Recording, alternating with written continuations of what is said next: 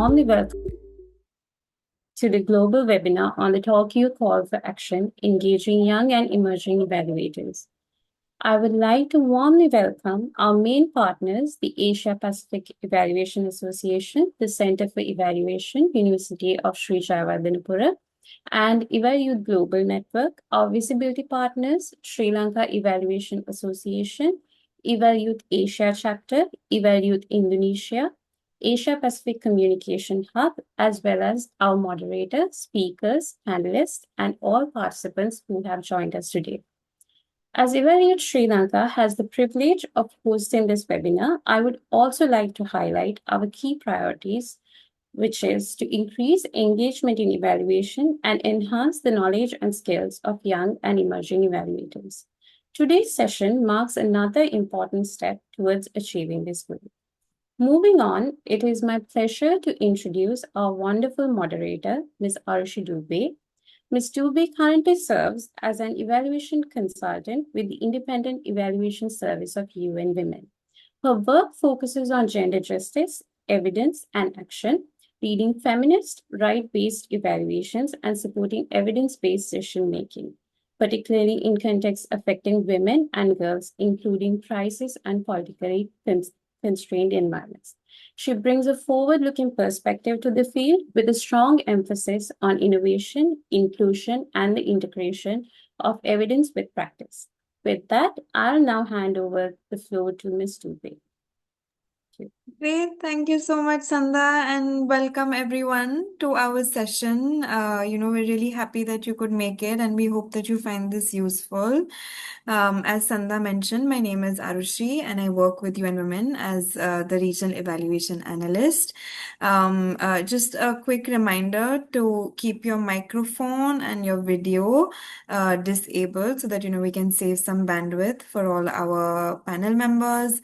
For any questions to, drop it in the chat, or, we can address them in the Q&A session.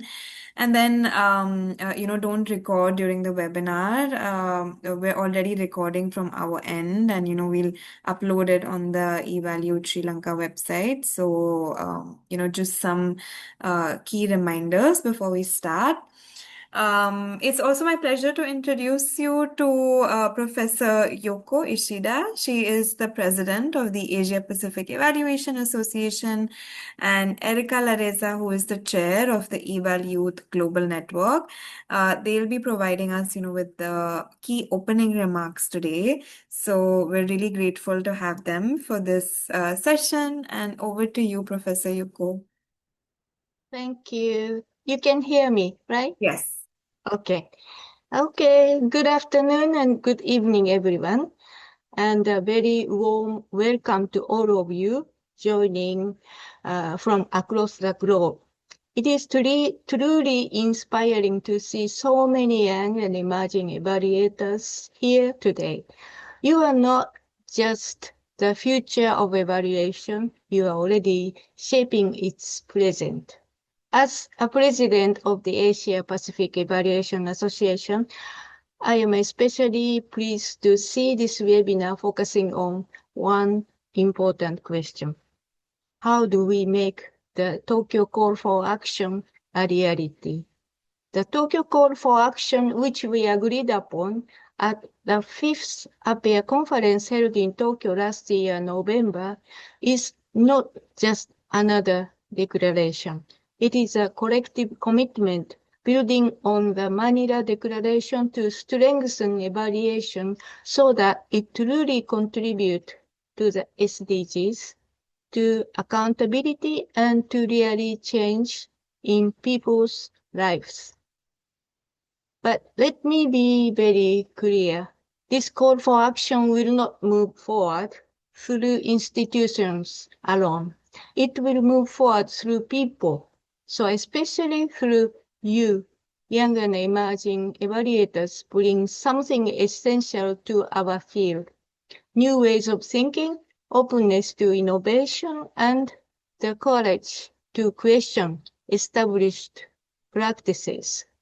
In a rapidly changing world, evaluation also needs to change. We need to approaches that are more inclusive, more participatory, and more responsive to local contexts.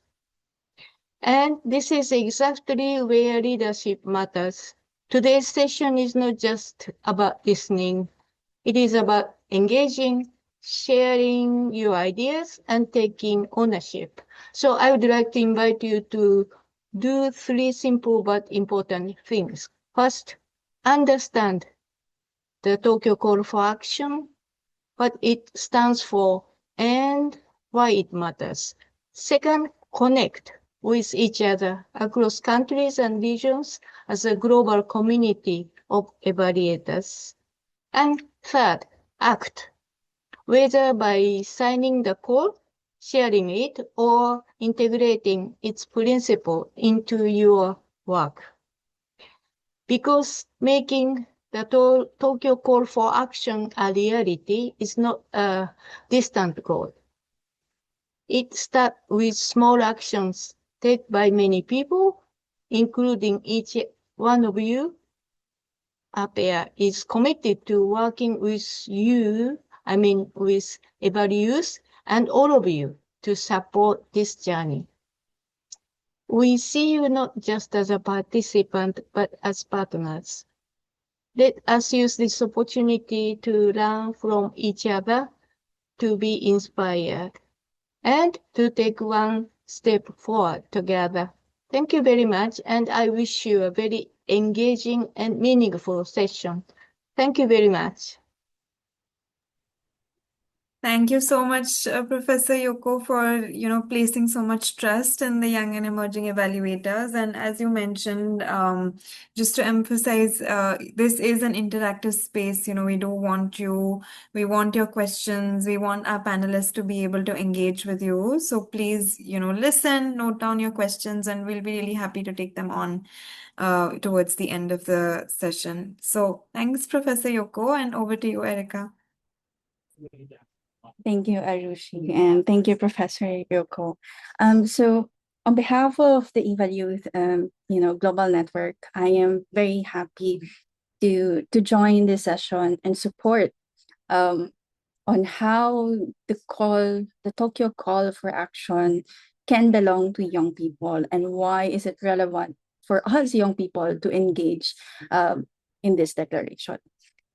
To be very clear, as Professor Yoko have mentioned, it is, as young evaluators, we have to know what this call is all about.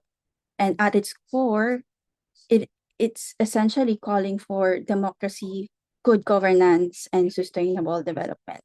It calls for evidence-based policymaking. And institutionalization is part of this call as well, institutionalization of M&E. And it might sound very technical, but it's actually about young people on having ownership within this space in the professional landscape. Now, the Tokyo Call for Action is directed towards governments and parliamentarians. It is a call for them to adopt national evaluation policies and embed M&E into every stage of governance structures and implementations and activities and policies. How does YEE come into this picture? Well, first and foremost, these laws and policies will shape our careers, how it will impact our professional development into the evaluation field. So it is very, very clear that we have a very high stake in this call, and once it comes into life. So, as a call that explicitly demands for empowering indigenous peoples, civil society, and marginalized groups, it is very important that within this call, it is inherent that it practices inclusivity and participation and empowerment of all stakeholders within it. And us young people have the advantage in this sense. We are what we call digital natives. We are very agile. We have innovation. We have the drive to make this inclusivity not just a fad, but it's something that is functional and is meaningful. We are the bridge that can turn this declaration into something, into the ground level impact through competency-based academic programs, peer learnings, integrating this into our learning structures as evaluation professionals. So please take this call, as an invitation. Do not wait for a formal invitation to lead.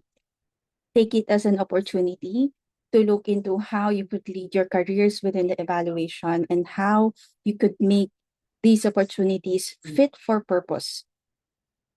So as as Professor Yoko has called us, let us stop building the old chairs and tables, and we have to build something new. One of the most famous quotes within EvalYouth is that if there are no doors for opportunities, we are very, very good at building out our own doors to pave through the evaluation field. So I call on you all again to look critically into the Tokyo call for action. Decide if it is something that is worth supporting, which I believe you will find worthwhile in doing so, and help build these doors of opportunities into making it a reality. So thank you so much, and I hope you look forward to the presentations and engage meaningfully within the discussion. Back to you, Arushi. Thanks so much, Erica, for first being such a very extremely staunch advocate for the young and emerging evaluators.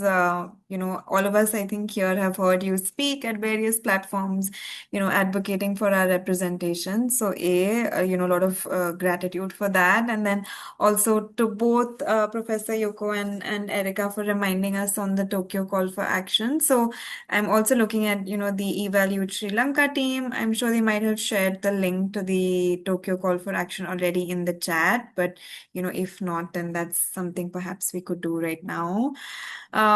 Great. So just moving on to our keynote introduction. And our keynote speaker today is Dr. Asela. As most of you may know, he is the director for the Center for Evaluation.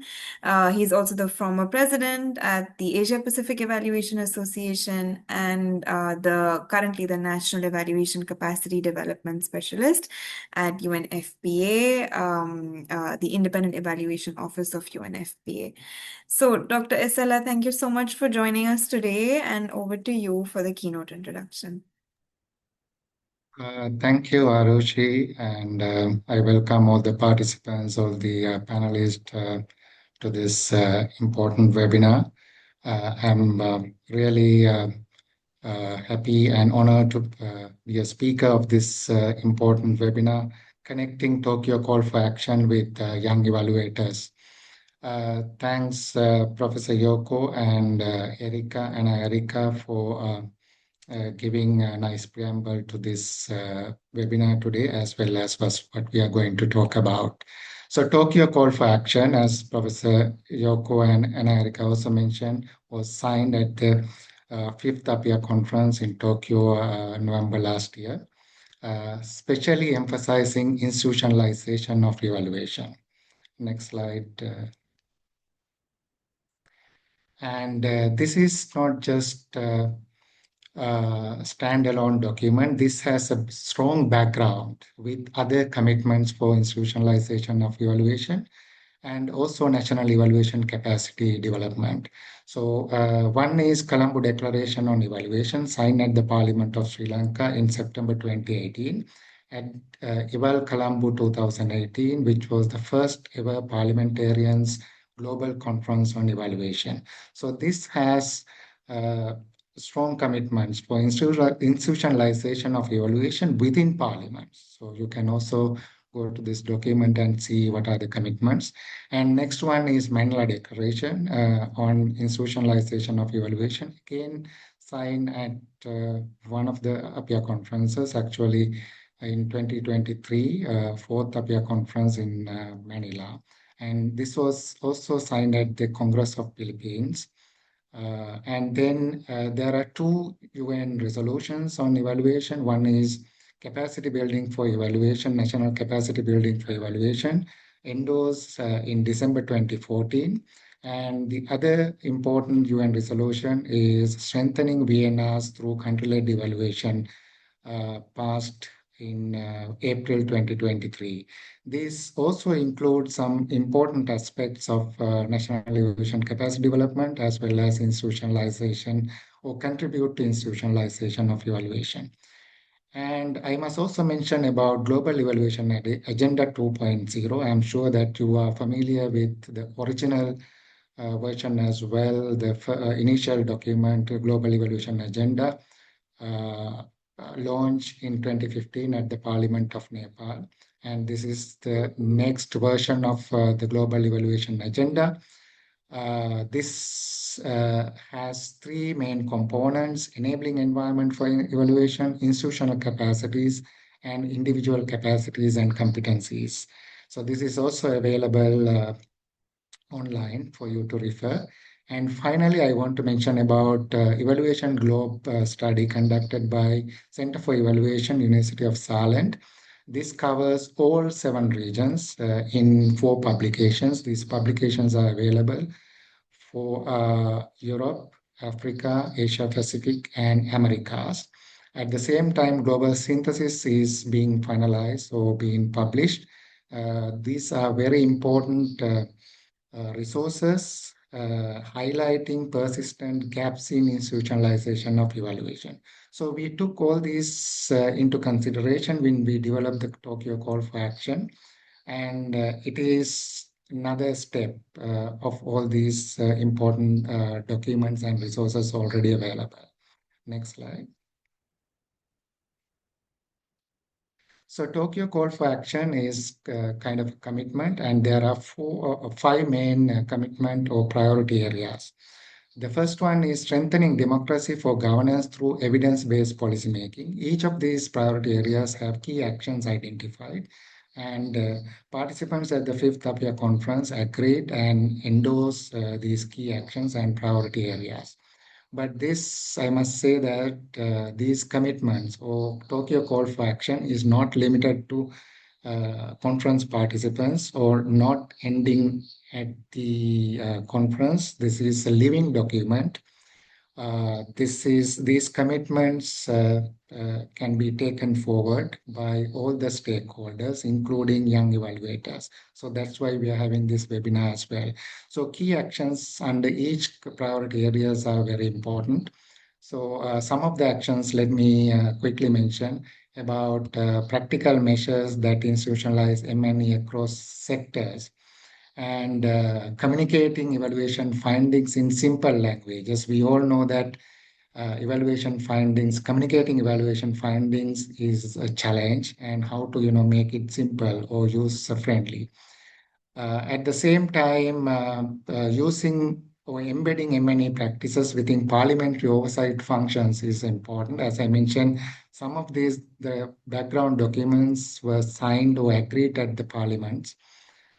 So parliamentary involvement and using evaluation for parliamentary oversight functions is very important. And institutional frameworks across public sector is also another key action, because we know that establishing M&E at the public sector would definitely improve results of development initiatives by the government.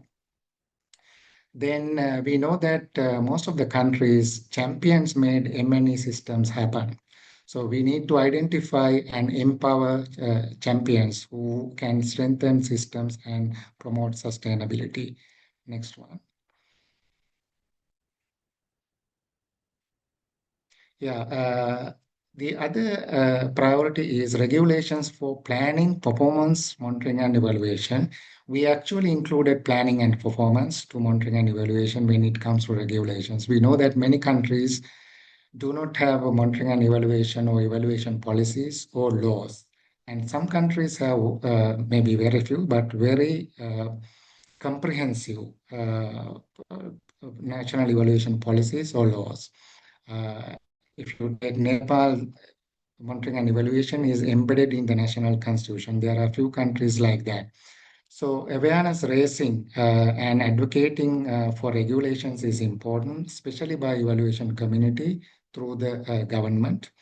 And formulating regulation should be a consultative as well as a participatory process. We believe that. And evaluation regulations are not enough. Definitely, they should be supported by standards, guidelines, and ethics for MNE and ensure responsible use of technology and artificial intelligence. We all know that this is evolving very fast. At the same time, how to use them for the benefit of MNE is important. And dedicated institutions for implementing and monitoring is important. And then MNE data and evidence are publicly accessible and widely used is another area that we identified, because mainly we see that MNE data are not publicly available. Next one. The third priority is citizens and civil society participation in evaluation. We know that in many countries, citizens are not aware of importance of evaluation or monitoring and evaluation. So awareness raising among citizens is important. Mobilizing civil society to participate in evaluations is important. And also active use of evaluative evidence by citizens. We need to encourage and promote that. And coordinate evaluation associations, governments, media to educate public on monitoring and evaluation is another area we identified. So this is the third priority. Next one. Professionalization of evaluation. This is another area identified by the team developed the Tokyo Call for Action. As I mentioned now, we also looked at gaps, especially through the Evaluation Globe study. And even beyond that, we know that this monitoring and evaluation is not a professional or recognized profession yet. So it needs more work. So definitely it needs to identify professional competencies for many practitioners and credentialing frameworks. Also collaboration between evaluation associations, academia, and public institutions to see how to identify many curricula for capacity building of professionals. And also institutionalized professional development through training, peer learning, and certification. Certification, we know that only few countries have that. And importantly, and today's targeted audience, young and emerging evaluators, should be supported with mentorship and networking opportunities. Next one. The fifth priority area is comprehensive academic programs in monitoring and evaluation. Again, we know that only a few countries have established academic programs. So we need more academic programs developed based on competencies or competency-based M&E courses available, tailored to regional or country needs. And also there should be diploma, master's or PhD programs offered for that, and establish monitoring, mentoring and internship programs for emerging evaluators, and networking again among academic institutions to share their experience to improve the quality of programs, and exchange programs for students as well as the faculty. So these are the 5 main areas or priority areas. Next slide.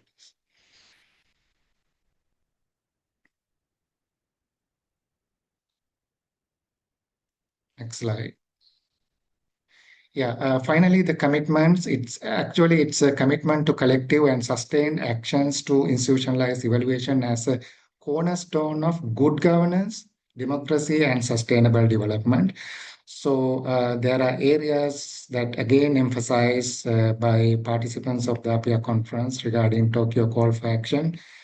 Championing evidence-based policymaking, strengthening national evaluation systems, promote inclusivity by empowering citizens, advance professionalization, foster collaboration and knowledge exchange, and uphold transparency, integrity, and accountability as guiding principles.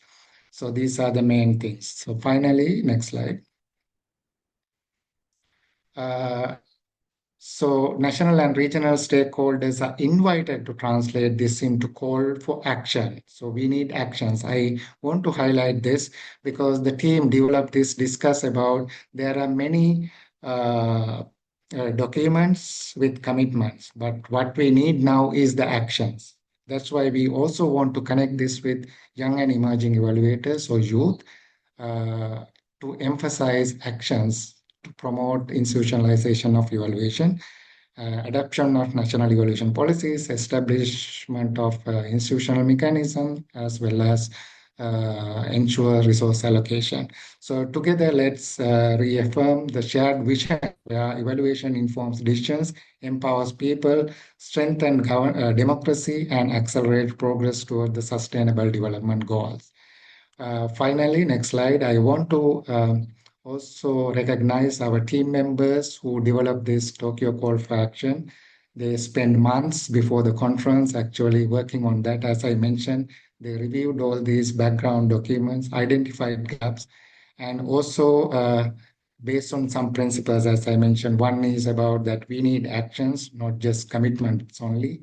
So based on those principles, they came up with, they developed this. And now we need to take this forward and ensure that actions are there to have strong institutional systems for monitoring and evaluation in our countries and ensure that young people have the voice in this process. Young people are contributing to this process.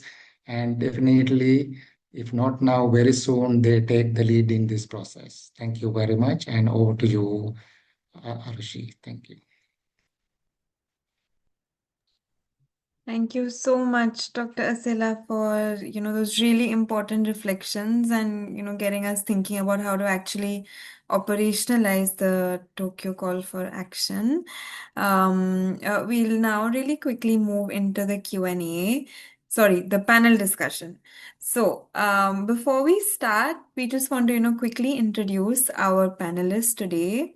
First, we have Arushi Rizvi. She's the lead of AI and machine learning at the Development Intelligence Unit. She specializes in data-driven solutions for monitoring and evaluation, policy, and climate action. With experience at IIT Madras and Ola Electric, she applies AI for social impact. And as an IPTED graduate, she champions hybrid intelligence to bridge data, policy, and sustainable development. So participants, please say a big hello to Arushi. And hi, Arushi, and thanks for joining us.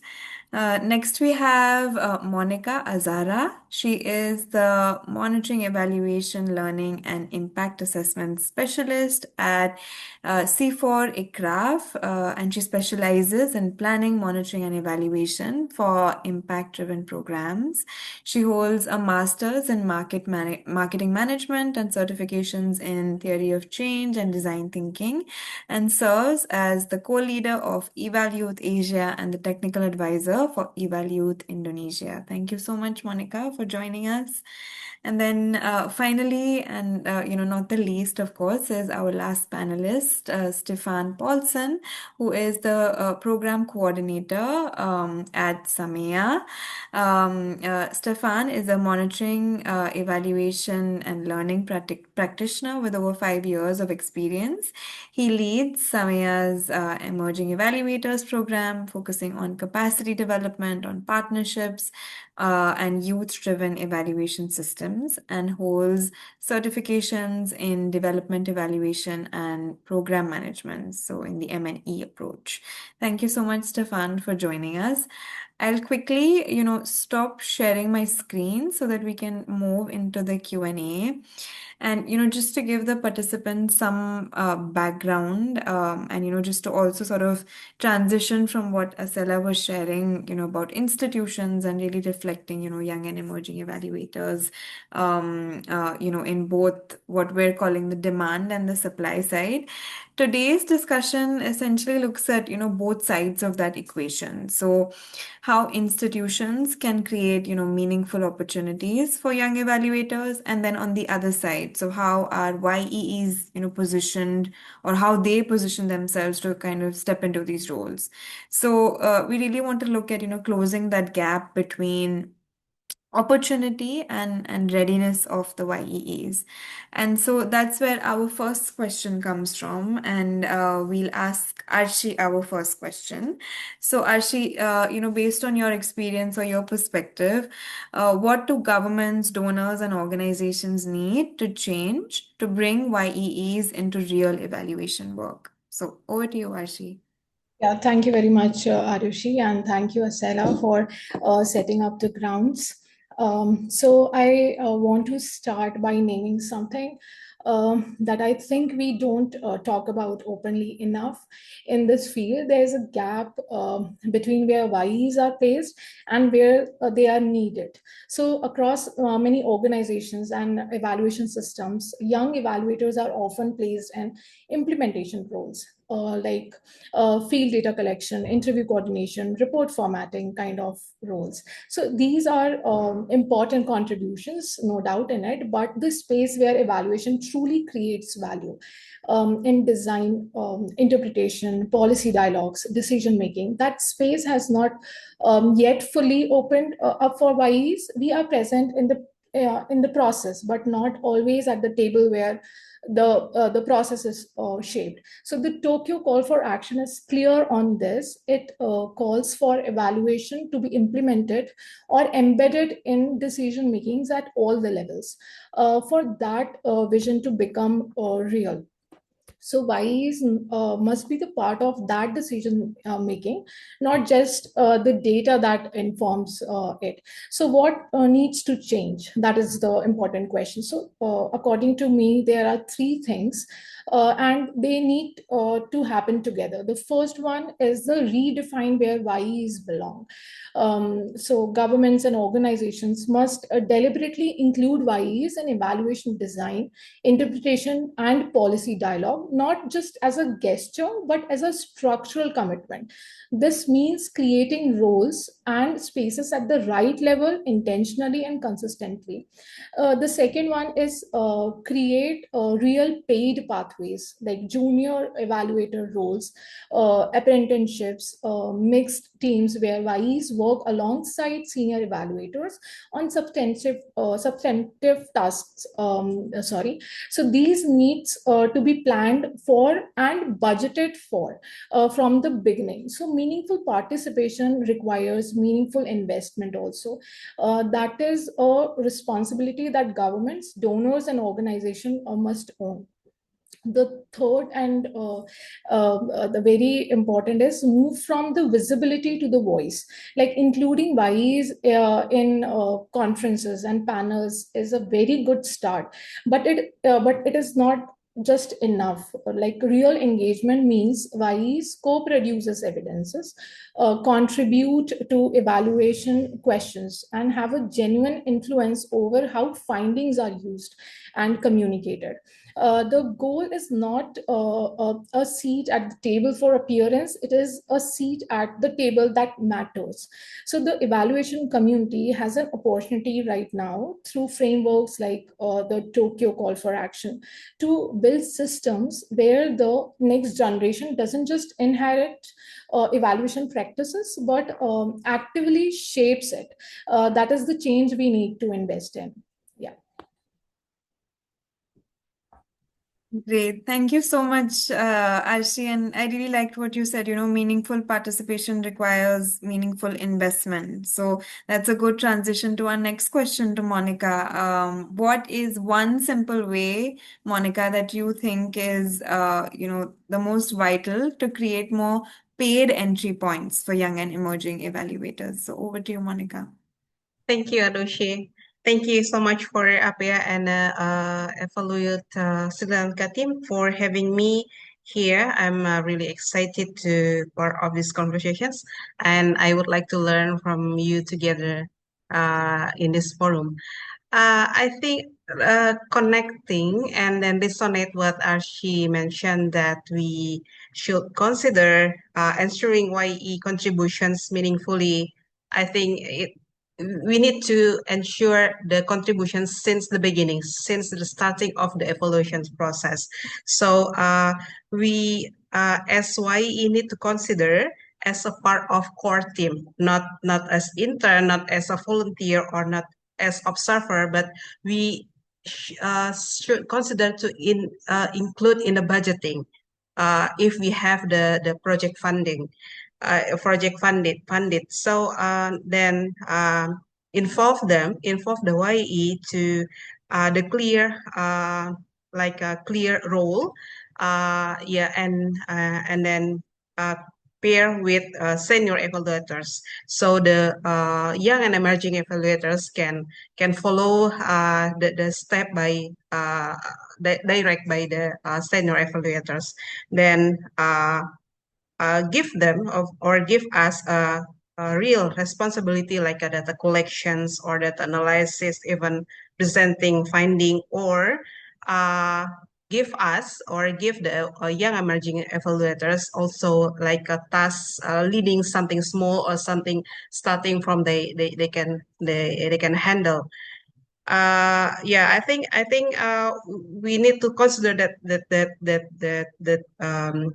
points, so we can the YE can starting to involve and the paid the paid entry point to involve in uh, the the evaluation process.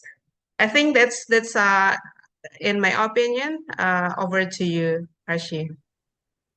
Thank you so much, Monica. Yeah, I really like that point you mentioned about, giving young and emerging evaluators like real responsibilities. I remember when I started with UNWomen as an intern. Luckily, I had a supervisor who pushed me so much to, take ownership, to do case studies, to do, different types of analysis. And then, I got the credit for it. So it was kind of like, coming full circle, my way. So I really appreciate that and respect that, in senior evaluators and in, seniors that we look as to be our very mentors. So I really like that point. Thanks for sharing, Monica. Just very related to that point is our last question on, what we're calling the demand side colleagues. So, what we're referring to as what needs to change in the system for, pathways for young and emerging evaluators to emerge. So, our last question on this side of the spectrum to Stefan on how can decision makers move beyond giving YEEs tokenistic roles, giving YEEs a real voice in decisions, and then what does that look like in real life? So over to you, Stefan. Thanks, Arushi, and thank you for the organizer as well. I think it's quite an important topic, and I think also segueing from what Monica mentioned around assigning responsibility. I think that is one important overlooked area as well, especially when we're looking at soft systems. I think at the high level, we're always looking at structural systems, but to give young emerging evaluators real responsibility and actually have an influence in the decision making, that really needs to be positioned at the soft systems level. So we'll look at five key areas, or I would say five key mechanisms that can be used and implemented. One that Monica mentioned was assign a responsibility. This creates a shared sense of ownership of the process, because as an emerging evaluator, I now have a role in this process. And I will also be equally held accountable for the results of that particular process. So I think that's also an important nuance to have, where there's mutual accountability for results and outputs as well. Secondly, I would say including an emerging evaluator in the agenda. It could be at the level of a work meeting. It could be discussions around planning for an evaluation. It could even be in a setting like this, for example. I think that's also one area that's quite powerful, and also directly gives voice to a young emerging evaluator to actually contribute within the space. Thirdly, I would say collective problem solving. I think oftentimes managers would shift problem solving questions or decision making at the very high level. I think it's a missed opportunity not to involve youth or young emerging evaluator in that, because we do provide a lot of perspective, insights, and also we understand each other by virtue of being youth. So I think that's also one area that can be implemented in terms of a soft systems approach. And then fourthly, information. As we all know, information is power. Once you give young emerging evaluators contextual information and enough information to actually participate in the process and to actually know how to participate to prepare, that's also quite impactful and can make a difference to actually shifting from tokenistic participation to actually now showing up and being prepared and having something to contribute because we have enough contextual information. And then lastly, I would say establishing agreement, whether through consensus. I think mostly through consensus and not just leaving it as, well, everyone is in agreement and away we go and things are just going to work out how it should. I think actively asking, is everyone on board? Is there additional insights you want to share, especially from young emerging evaluators, to actively invite them or invite us into the conversation? And because some people are outspoken, others are not, and those that are not as outspoken also have ideas. And then lastly, documenting what that outcome is, what the decision has been made, or decisions that were made. I think that also embeds a level of accountability and not leave it at the tokenistic level. Yeah, I'll park there for now. Thank you so much. Thanks so much for sharing, Stefan, and for also mentioning that the YEEs need to be prepared, right? Like their capacities also need to be built to match a potentially increase in opportunities. And so, because we've discussed the opportunities from the system side already, perhaps, we can move to what capacities or what skills should YEEs focus on, to be work ready in the next couple of years. So, Arshi, any, perspective or examples you want to share on that? Over to you. Thank you so much. So I want to answer this not from the theory, but from what actually worked for me. So I didn't become work ready in evaluation because I followed a prescribed path. So I become work ready because I was relentlessly curious and deliberately skill building at the same time. So I presented 4 research papers it all started with these 4 research papers at the American Evaluation Association conference in 2023. Then I attended because I become very much curious to know more about evaluation. Then I attended winter school in the Philippines in the same year as a participant, sitting with the practitioners, asking questions, absorbing how the field works in practice.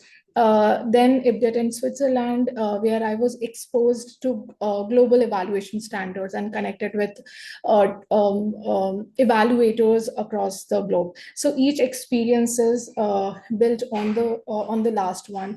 So today I'm serving as the co-leader of EvalYouth India, core member of Evaluation Community of India, board member of APEA and IOC. So that shift didn't happen by accident. It happened because I was building 3 things simultaneously. So the first one, which is non-negotiable, is the evaluation fundamentals like theory of change, mixed methods, ethical frameworks. So understanding how evidence is generated and used in the policy. So you cannot shortcut this. It is your credibility base, and without it, no amount of enthusiasm or energy will sustain you in this profession. So invest in this first and invest deeply. That is the advice. The second one, in this era of data and AI, so that literacy is something very valuable. So the evaluation landscape is changing very fast than most of us anticipated. So the ability to work with data and to critically analyze AI generated evidence is no longer a bonus skill. It is fast becoming a baseline expectation. YEs who develop this literacy now will be significantly ahead in the next couple of years. So this is where the field is going, and we have the advantage of growing up with these tools. And the third one is communication and advocacy. So this one is underrated and undervalued. Evaluation skills get you noticed, but your voice, your ability to communicate findings to a non-technical audience, to advocate for evidence use, to make a case for why evaluation matters, that is what gets you a real seat at the table. So build all three, not one after the other, but simultaneously. The field needs YEs who can think, analyze, and communicate. So I would just suggest be that person. Yeah. Amazing. Thank you so much, Archie, for those very specific, reflections that you had. I think it was really interesting to hear that. I think what you were alluding to was like making purposeful investment. Like you have to do it. You can't just, do it on the sideline. And then that last bit that you mentioned about like the soft skills, right? Like that's also so important. I think something that Stefan was alluding to earlier as well, like building our confidence to speak, because that's how evaluations will be used, right? Or else they'll just be a dusty report, in the corner of a bookshelf. So I think that's really important. Great, thanks, Archie. And our next question is to Monica. And I know, Monica, you spoke about this a little bit earlier as well. But just to take a sort of deep dive into what you think, what good mentorship or sponsorship looks like for young and emerging evaluators in practice. So over to you, Monica. Thanks, Ashi. I think a good mentorship is not only like a guide YE to do something, but we as a YE need a trust and like opportunity to practice. Like Ashi has mentioned many things in previously, and then I think we need as YE also we need to involved in a thinking process, not also to execute something like you do like send your provide everything in the evaluation process, and then the YE execute in the field. Not just we need the thinking process means preparing the like evaluation questions, and then uh, involved in the framing of the evaluations, and then we need also a safe space to discuss with a mentor about our difficulties or obstacle during the planning, data collections or analysis, or communicate the evaluation finding. And then most importantly that we have an opportunity to put our name in everything that evaluate in the evaluation product, like publications maybe, or like something. So YE, our name recognized not only behind the scenes, but also the senior evaluators need to consider us as well to involve in front of people, and then encourage us to speak as well as in the conference and in the forums, like just give us the trust, give us the opportunity, and then we can create another leverage our opportunity, I think. Yeah, that's over to you, Arushi. Thank you. Great. Thank you so much, Monica, for sharing. And, there are some of us here who are YEEs and some of us here who are, more advanced in our careers and evaluation. So I hope, both sides are listening to what Monica mentioned.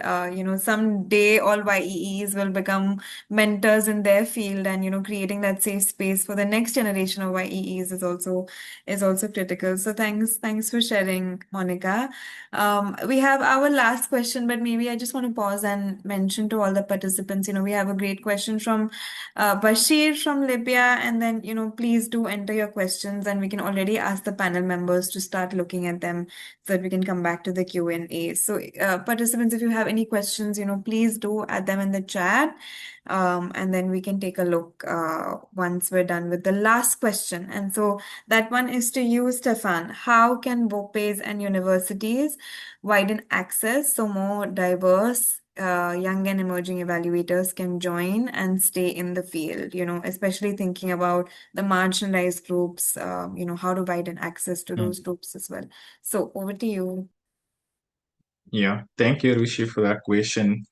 I think I'll draw from my experience with the Emerging Evaluator program within the context of South Africa. I think there's some useful bits that can be generalized to a certain extent. From my experience, universities are doing quite a good job at educating young emerging evaluators with programs, trainings, short courses. Short can always be upgraded to be more relevant and contextual. But I think where the issue really lies is that transition from university to actual employment, or at least meaningful opportunities. And what I've noted is that what is most needed is structured internship opportunities that shift beyond, as we also spoke about, tokenistic roles and all these kind of entry level aspects to actually focusing on emerging evaluators, developing these soft skills as well, like facilitation, for example, stakeholder engagement. Yes, report writing is also important, but I think most of the time, a lot of focus is on data analysis. And I think more can be done in that regard with internships and organizations providing meaningful opportunities to young emerging evaluators. That could be in the form of a 12-month internship or on a project basis, 3 to 4 months. And then I think what is also equally important to widening access is actually mapping where emerging evaluators are based. If you're looking at it in terms of at the country level, when emerging evaluators graduate, where do they go after that? Do they return back home, or are they just studying there? Do they stay in a particular city? What organizations are there that's employing young emerging evaluators, and how many evaluators are they actually employing, and what opportunities is being created? I think mapping is one of it.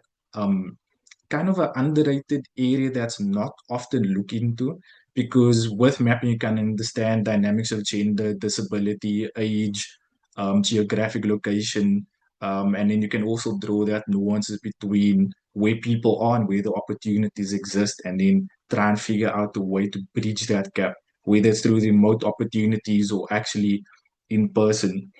And then also, as I mentioned, monitoring young emerging evaluators throughout the system. I think understanding that pathways, and it's always been a question and a conversation of what does it look like? What happens after I become emerging evaluator? Once I get my role in the sector, what happens after that? So growth is often unclear, and we don't really know where we're losing emerging evaluators along the road. And also, it's very competitive. There's limited spaces for young emerging evaluators, and there's so many people being trained and developed in the space, but not being able to practice or have a space or a home to actually put their skills to use. And then I would also kind of wrap up and say that I was thinking also a little bit how to practically, what could be a practical takeaway within this call to action.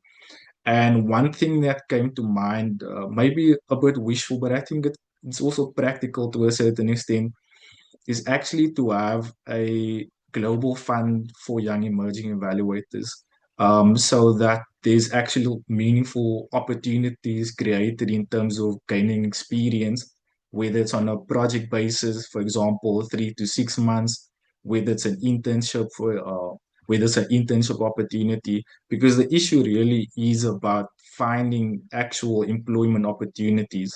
I think that's where the gap is, and I think a fund that's contributing towards that, whether it's private organizations contributing toward getting a tax rebate or a tax incentive at the end of the day, or UN agencies contributing to it to make sure that there's also development happening in terms of work experience. I think that's something that can also, in a wishful way, I guess, be implemented at some point. So those are my reflections on this particular topic around widening access. I think yes, widening access is important, but if the supply is not, or the demand is not met with the supply, then the system doesn't really work. Then we're having a broken system of developing people with the competency and the capacity, but ending up in different sectors, practicing in different ways and not really in our sector and building it up. So I'll park there for now. Thank you. Thanks so much, Stefan. And yeah, that's a really interesting idea, around the global fund. I'm not sure how much UN agencies can contribute given our own funding landscape, but perhaps something I could mention is, I'm a part of the UNEG Young and Emerging Evaluators group. It's a working group that's interagency, and we started this partnership with UN volunteers. We're advertising through the UNB platforms for young and emerging evaluators, and I think UNFPA, right, Asela has taken the lead on that. So, anyone who's a young and emerging evaluator, aspiring to be part of teams that are leading evaluations and UN agencies, the UNB platform is a good sort of platform now for YEEs. Yeah, so thanks to all the panelists, but we do, require you to answer some of the questions that we're getting in the chat. I can read them out, and also requesting other participants, if you have some questions, please go ahead. You can also unmute yourself, and we'd be happy to hear your voice. So the first question from Bashir is, can you advise us on the qualifications, especially any tools that are available freely online that, new evaluators could take? So I know, Stefan, you mentioned, something around qualifications already, but Monica, Archie, Stefan, or, also looking to Acela or Anna Erica, if you have, any helpful tools or, any skills that you think, we could share with Bashir here and with the rest of the participants, that would be helpful. And he has a related question on, data analysis. It's one of the most important skill challenges. So any tips regarding that challenge? So any of the panel members or, Acela and Erica, if you want to come in on that one. Go ahead, Stefan. Yeah, thanks, Hiroshi. Um, I think within my context, it's difficult to say regarding like the qualifications and courses because it's very contextual based on where you're on which region. So I don't want to advocate for South African courses to take. But there are a few good ones that yeah, that's very contextual in terms of development evaluation and program management and all these type of things. But what I can speak to is the second question around data analysis. I have a particular view on this, and I hope it's not a controversial view. But I've in my role, I've interviewed quite a number of young emerging evaluators. At this point, probably well over 200 for placements with host organizations. And I I I think data analysis is important, but I don't think it's the skill that kind of sets you apart in the sector. I think it's one of the skills you need to have as an evaluator. You need to be able to analyze data. I think a lot of times, and what I've seen is emerging evaluators focus so much on data analysis. And in my view, I think that it's not something particularly exclusive to evaluation. Anyone from diverging sectors can literally do data analysis. And this is not to take away from it or to minimize it. I think it is quite important and is up there. So what I will say is that, and I think you have to forgive me if I'm butchering your name, Arushi. What Arushi also mentioned is um, actually visibility is a big part of it, and also being able to articulate oneself, communicate, and also I think also facilitation skills is quite important. I think there's a lot of focus so much on hard skills and data analysis.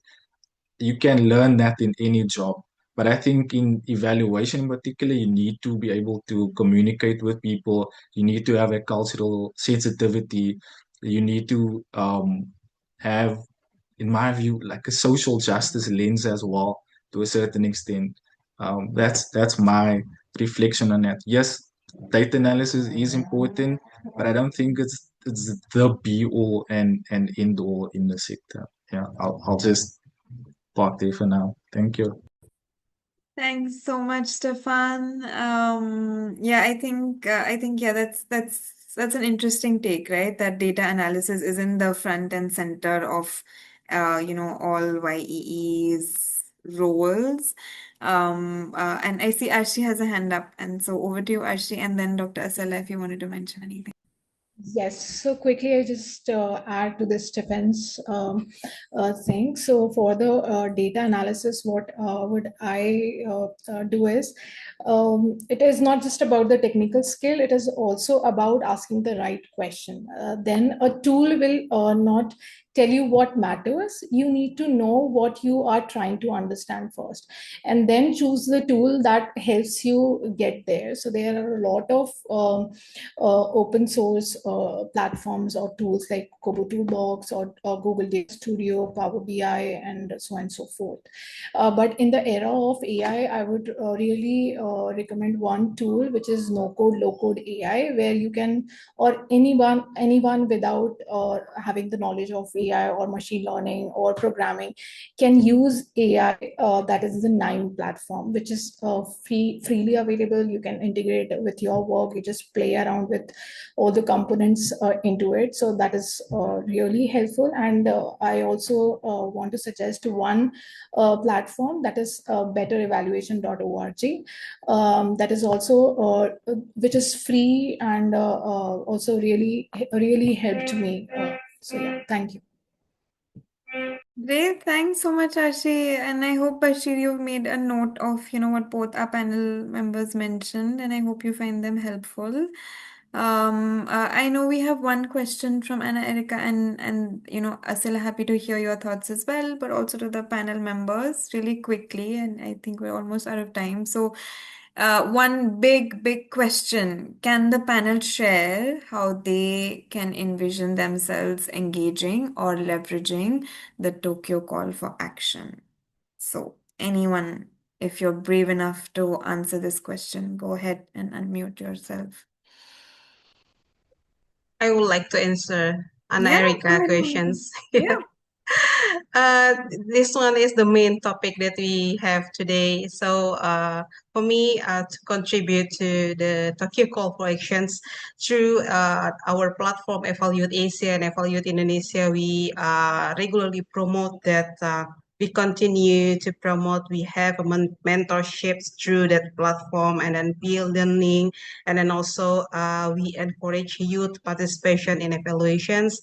And then me as well, in my professional work, I also try to strengthen evidence-based learning so that program can adapt and also can improve and create better impact based on our project objective.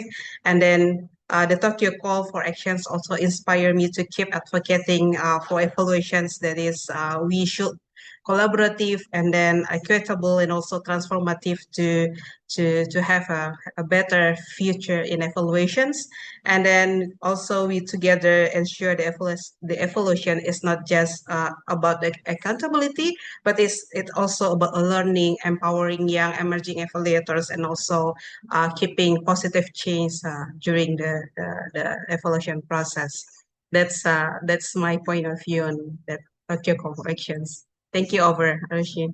Thank you so much, Monica. And Arshi, I know you have a hand up as well. So I will give you the opportunity to also answer the next question. If you have any recommendations on the best pathways to join active networks and access more consultancy opportunities. So over to you, Arshi.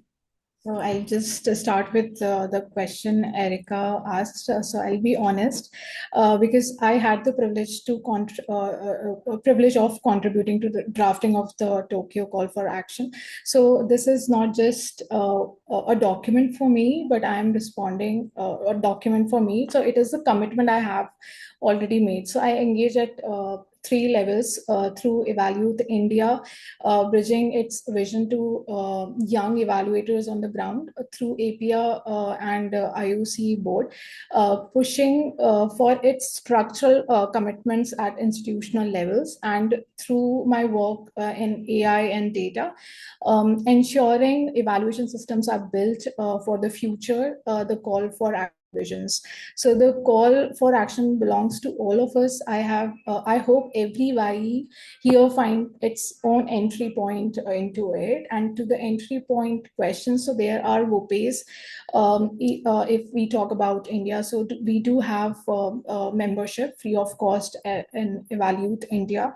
And if we talk about WOPE like EcoI or any other WOPE, so they do have some minimal fee and you can just be a part of it. Regular consultancy work or updates in this evaluation field will be given to you on emails. So, and you can just follow their LinkedIn pages in whatever region you are, and that will be really helpful to connect with the network. Yeah, or as a volunteer also.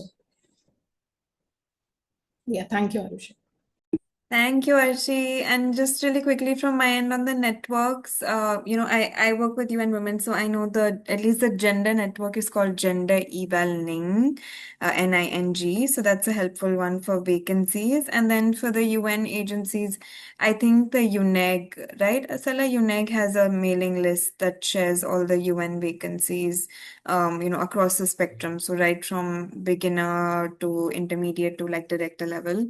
So perhaps, the mailing list for UNEG is a good option.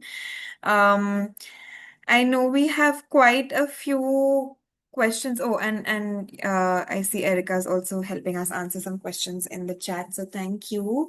We'll just pause really quickly because I know we planned for a group picture, and before, we lose out all of the participants because it's end of time. I just want to request, if all of you could, unmute your video, then we can do a quick group picture before we do, the vote of thanks. I know you're probably tired of seeing our four faces, so it'll be nice to see, if we can mix it up a little bit. Okay, and okay, colleagues, let me know when you're done with the picture and we can smile in 3, 2, 1.